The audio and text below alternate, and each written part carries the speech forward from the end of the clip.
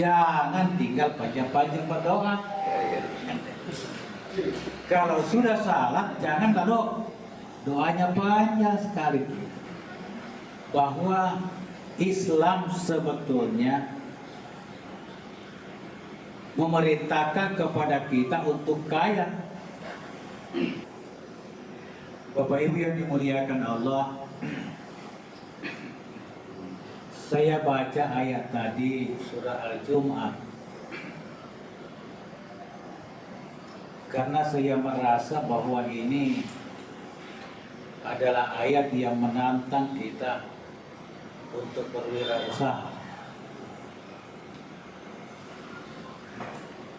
Ya ayyuhalladzina amanu idza nudiya lis-salati min yaumil jumu'ah. Hei orang-orang yang beriman, apabila dipanggil untuk melaksanakan salat pada hari Jumat, fas'au ila dzikrillah, maka segeralah datang untuk berzikir kepada Allah Subhanahu wa taala. Ini pertama saya ingin garis bawahi, kira-kira memang perlu dibudayakan di Muhammadiyah. Kalau hari Jumat jangan nanti naik hati baru datang. Karena ini ada kata fas'au, bersegera. Jadi sebelum waktu Jumat masuk, sudah harus kita berada di tempat salat Jumat. Untuk apa? Kenapa cepat-cepat pergi? Supaya kita bisa banyak berzikir. Ya, mungkin juga kita itu kurang zikir kita. Bagaimana kita bisa berzikir banyak kalau nanti berdiri khatib dan baru kita masuk? Nggak bisa berzikir banyak. Bahkan kalau kita baca putusan tadi itu kita disuruh salat sebanyak-banyaknya sebelum khatib naik di mimbar. Wazarul baik, tinggalkan jual beli.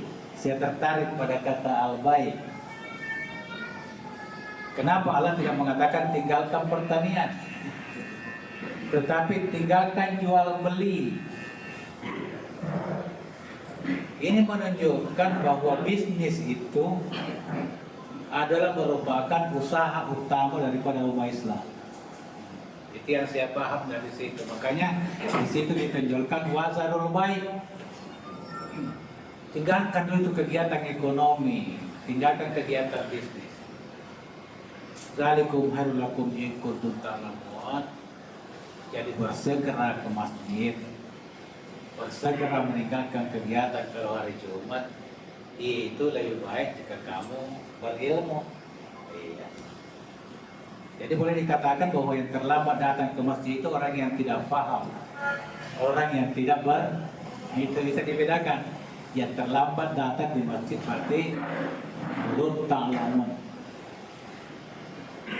Tetapi kalau sudah salat Jumat, fa idza qudiyatis shalatu, jangan tinggal panjang-panjang berdoa. Kalau sudah salat, jangan lalu doanya panjang sekali. Fa idza qudiyatis shalatu fantasiru fil ardh. Kalau selesai salat dilakukan, maka bertebaranlah di muka bumi. Wa bertabu min fadillah, dan di sini tegaskan untuk apa kita bertebaran? Bukan sekedar bertebaran, tetapi cari rezeki. Wa bertabu min fadli itu rezeki. Ya, jadi fadl itu lebih kepada material. Jadi wabtagu min fadlillah, cari daripada rezeki yang ditebarkan oleh Allah Subhanahu wa taala di muka bumi ini. Wazkurullaha katsira, tetapi di dalam mencari rezeki itu jangan lepas zikirnya. Dalam mencari rezeki, dalam bekerja, terus menerus kita berzikir. Itulah tuntunan Allah. Kalau ada pedagang yang curang dalam berdagang, itu karena lepas zikirnya. Ya, dan ini ya banyak disinggung oleh Al-Quran dan hadis.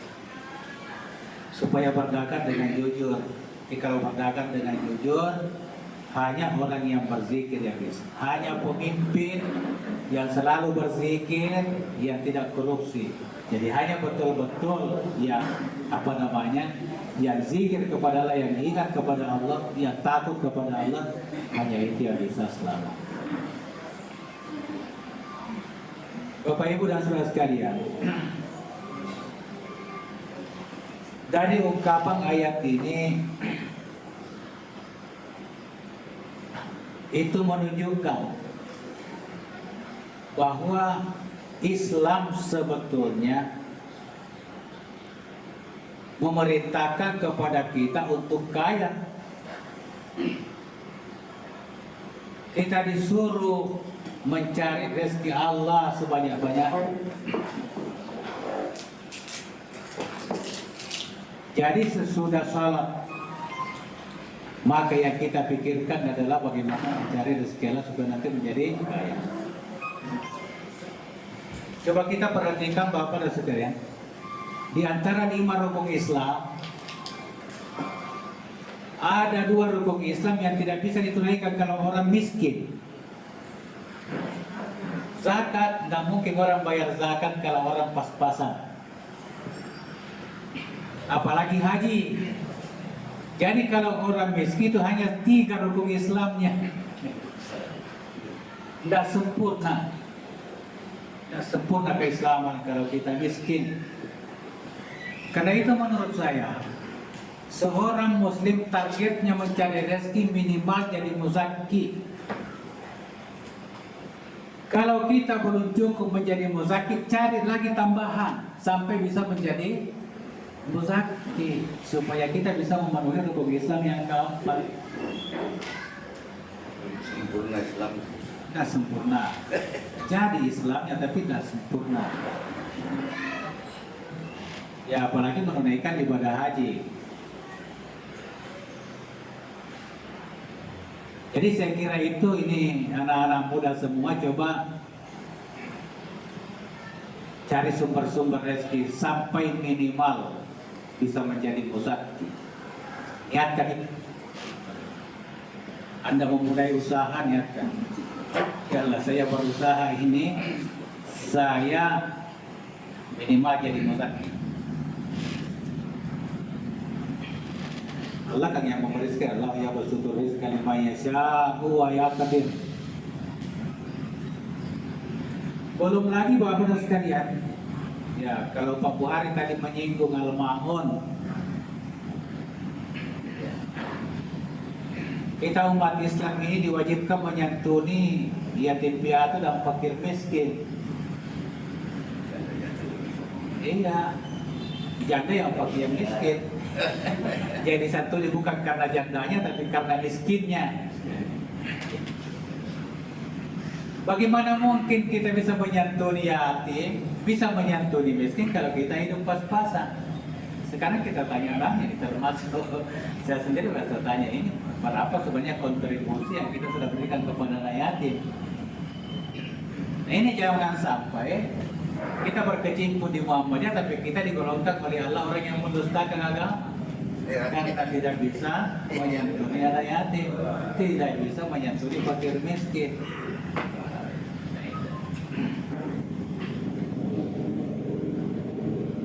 Belum lagi Bapak dan sekalian, di dalam Islam ini kita diwajibkan berjihad.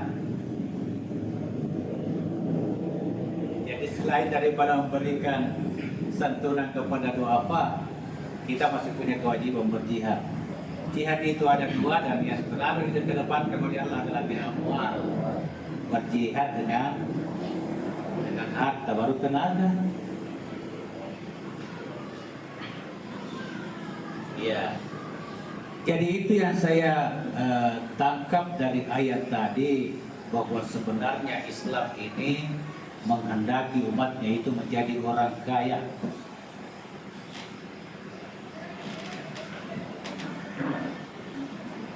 Tetapi kenapa kenyataannya justru terbalik? Kita umat Islam Indonesia menjadi penduduk paling banyak miskin. Bahkan ahli ekonomi mengatakan bahwa kekayaan Indonesia ini dimiliki non muslim 80%, hanya 20% dimiliki umat Islam. Jadi 10 tahun yang akan datang kira-kira berapa mami dimiliki oleh umat Islam. Oleh karena itu saatnya sekarang ini untuk kita bangkit, berusaha bersaing dengan non-muslim. Ya, bukankah leluhur kita yang sudah berkorban keringat, air mata, bahkan darah untuk kemerdekaan negeri ini, tetapi sangat disayangkan setelah kita merdeka 76 tahun, ternyata kekayaan negeri yang dibangga-banggakan bukan kita yang punya. Ini saya pernah cerita-cerita sama Ustaz Sahid, apa yang harus dibikin Ustaz kalau begitu. Saya tawarkan alternatif begini, kalau begitu itu orang-orang yang menguasai ekonomi itu kita fokuskan dakwah di sana, kita dakwai mereka masuk Islam.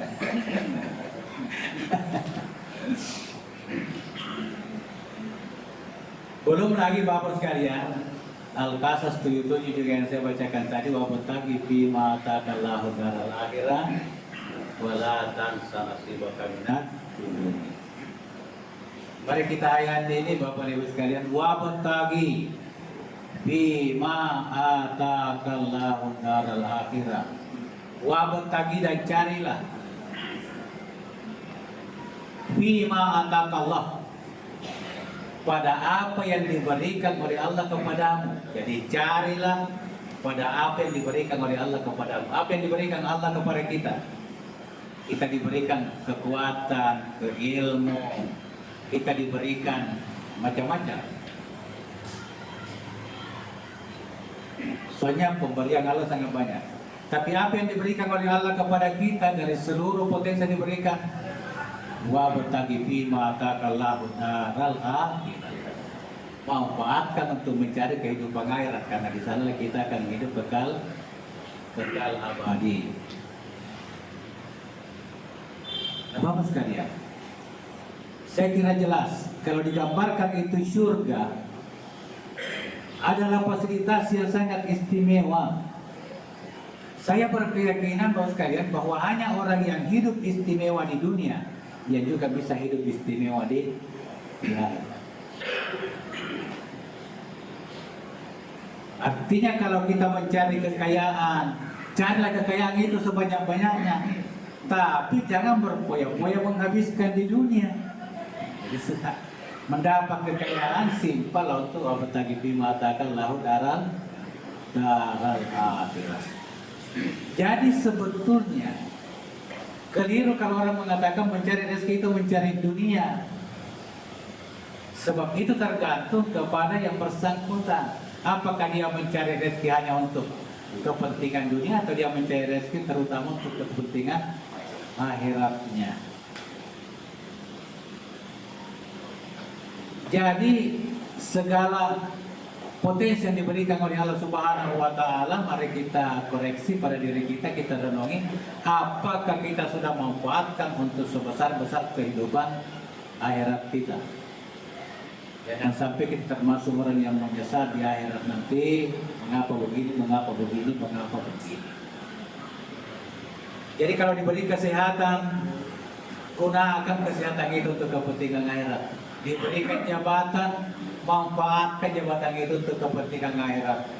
Diberikan rezeki, manfaatkan untuk kepentingan. Tetapi wala tansa nasibaka minad dunya, jangan juga melupakan nasib dunia, jangan hidup terlunta-lunta di muka bumi ini. Jadi Islam begitu indah, ya, berikan keseimbangan dalam kehidupan. Dan selanjutnya wa ahsin kama ahsanallahu ilaik. Ini lebih berat lagi. Berbuat baiklah sebagaimana Allah berbuat baik kepadamu. Coba mari kita hitung itu, sudah berapa kebaikan yang diberikan oleh Allah kepada kita, dan sudah berapa kebaikan yang kita berikan kepada orang lain. Saya kira kita bersyarikat di Muhammadiyah ini salah satu adalah karena kita mau memberikan kebaikan kepada orang lain. Ya, teman-teman di MPM melakukan kegiatan itu bukan untuk kepentingannya sendiri, tetapi karena dia berpikir untuk teman-temannya lain bagaimana bisa memajukan ekonomi kita.